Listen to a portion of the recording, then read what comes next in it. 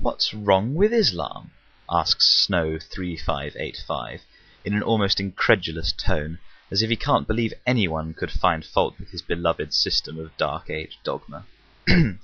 I could easily enough answer his question with a series of emotive images cataloguing various bombings, riots, and barbaric punishments, but I'd rather respond in a more level-headed and fair-minded manner. Firstly, to answer his question, I would like to pose another. Has Islam ever achieved anything positive that could not have been justified by humanism? All of the charitable giving, the scientific advances in the early medieval period, etc., etc., could just as easily have been done by humanist atheists.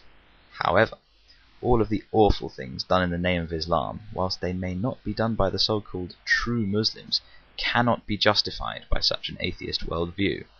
Only belief that Islam is the final and inerrant word of God can objectively justify rioting over a series of cartoons, acts of terrorism, and the beheading of apostates.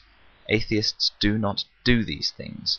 Other religions do them, although considerably less frequently, but atheism does not. Secondly, how can any belief system that encourages so much violence and oppression possibly be the will of a loving God? Just trusting my basic intuition without recourse to sophisticated theology, I can see that a set of documents that advocate the flogging of adulterers, the amputation of thieves, and the brutal execution of apostates cannot possibly be correct or moral or anything other than the backwards beliefs of a bunch of Dark Age savages.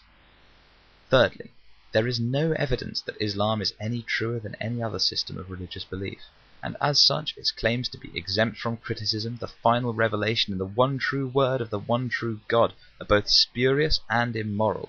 To claim such things is the height of intellectual arrogance, and I have a big problem with things that are not true that claim to be true.